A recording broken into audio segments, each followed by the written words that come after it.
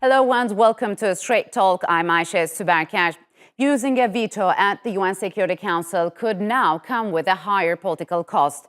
Late last month, the UN General Assembly passed a resolution that will require the 5 permanent members of the Security Council to justify their use of the veto. But is this a solution towards UN reform, or will it just lead to more deadlock and do little to produce a more equitable world? First proposed more than 2 years ago, the recently passed measure will call for the General Assembly to be convened within 10 working days after a veto is used. But there are already questions whether such a structure will lead to more or less vetoes being used. The authors of the measure are hoping the changes will force permanent Security Council members to pay a higher political price for using the veto. Analysts are pointing to Russia's recent attack on Ukraine and its subsequent veto to shield it from any UN reprisals for renewing the urgency to reform the world's top governmental body.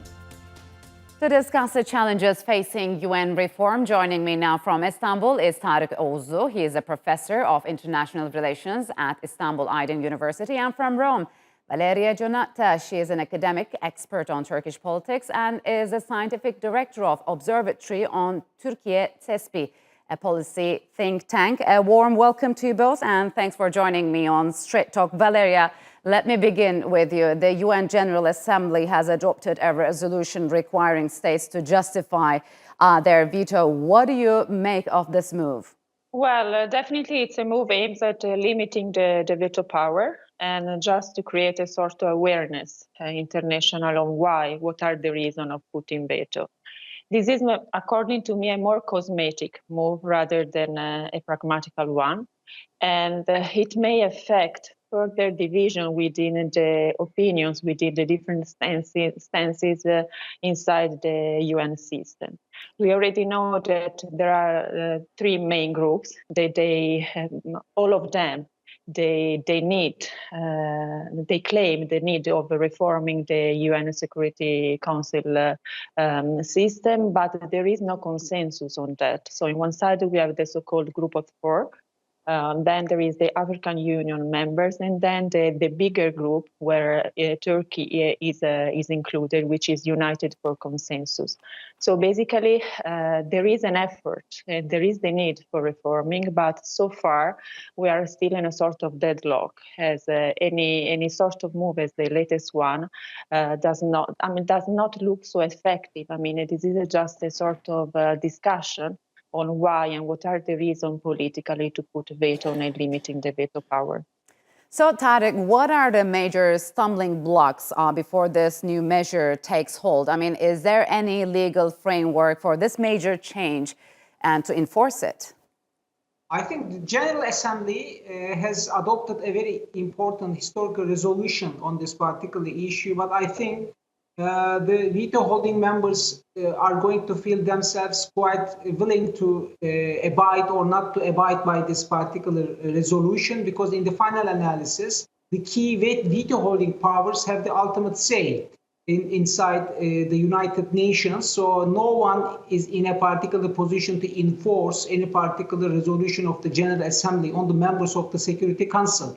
But instead of that, the real issue is that the members of the UN Security Council will find it quite increasingly difficult to avoid any particular legitimate explanation concerning why they had taken any particular course of action or not. So from this time onwards, they will feel increasing pressure on themselves to explain why they had resorted to veto mechanisms in the United Nations Security Council framework. Because the public awareness, as previous speaker has already underlined, will make it quite impossible for them to evade such kind of responsibilities. They need to explain.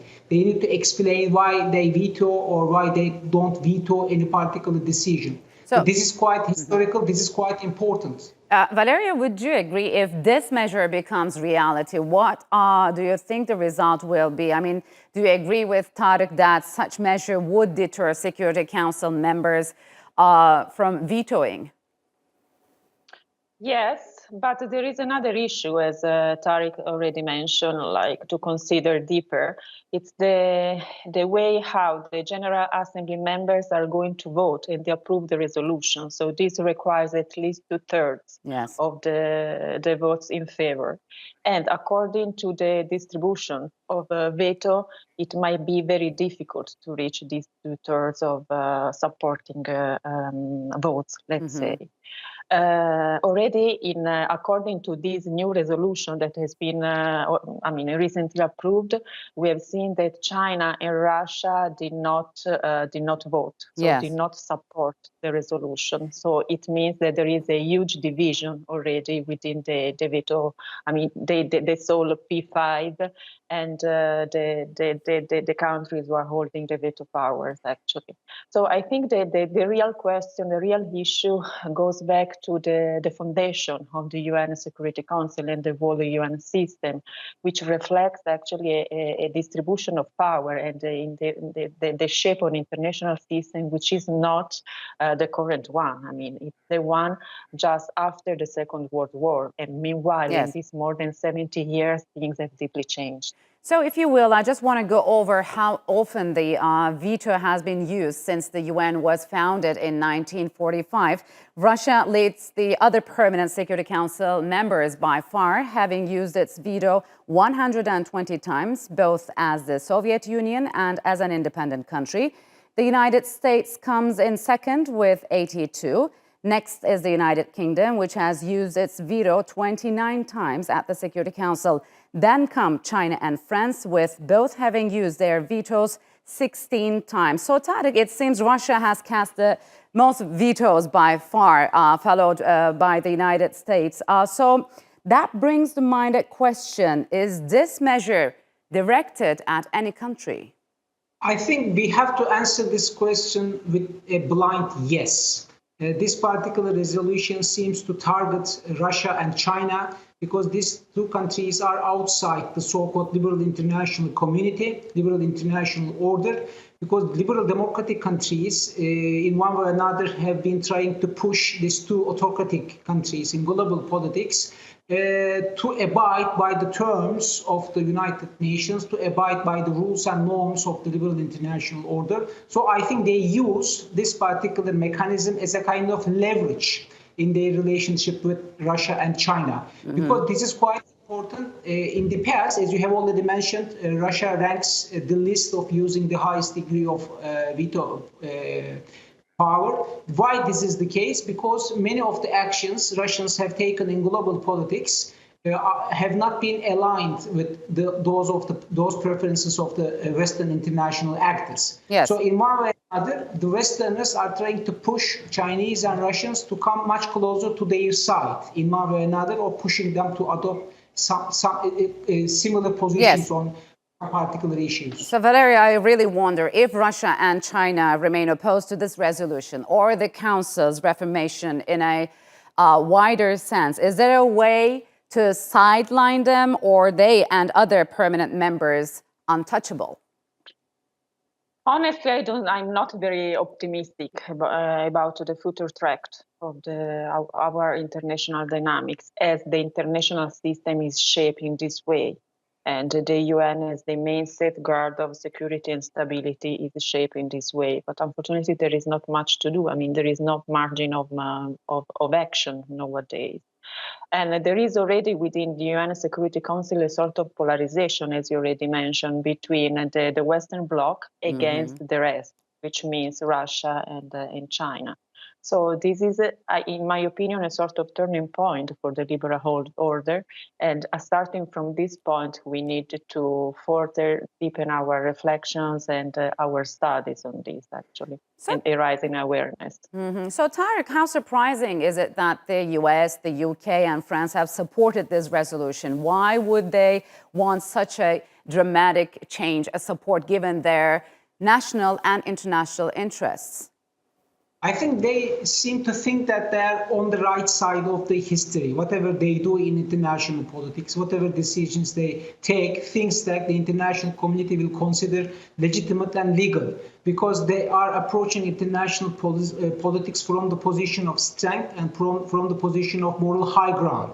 This is the kind of assumption they have. And this particular Western insistence on this particular resolution also suggests that the UN is a Western creation. In one way or another, it came into being at the hands of the Americans, British, and French people. So in one way or another, it is not that much difficult to understand why Russians and Chinese will oppose to this particular resolution, because they think that the UN does not reflect the current realities of global politics. Yes. Because the UN has already proved its effectiveness as a tool at the hands of Westerners against the rising non-Western countries. So, Valeria, if adopted, would this hold countries more accountable? I mean, Tarik mentioned that these Western countries want to be on the right side of the history, but what happens when it comes to US's support for Israel? Well, this is another ethical issue. So yes, I mean, the recent trend, I mean, the recent resolution may lead towards this direction to make all countries more accountable. But of course, even if we look inside between the three main groups, as I mentioned before, there are different interests, and mainly the national interest that tends to prevail in the discussion within the need of reforming the UN system. So there is a sort of conflict even between the members of that they are siding on the same line. For example, Germany, which is member of the European Union, is competing with some members of European Union of the Western Bloc that are inside of United for Consensus group, for example. So they are just pushing for different interests. I mean, Germany would like to be represented as the main economic countries, for instance, while the other European countries, United for Consensus, believe that European Union as such should be represented within the UN Security Council as well. I think the main problem, as Erdogan says, that there is no representation of Middle Eastern countries or South American countries nowadays in the UN system and the UN Security Council. Yes. So this is the main dysfunctionality. Apart from Germany, Japan, Brazil, and India also want to be part of this council. So, Tarik, does this fall in line with Turkey's push for UN reform, where President Recep Tayyip Erdogan has stressed that the world is bigger than the 5 permanent Security Council members? How is that going to play out moving forward?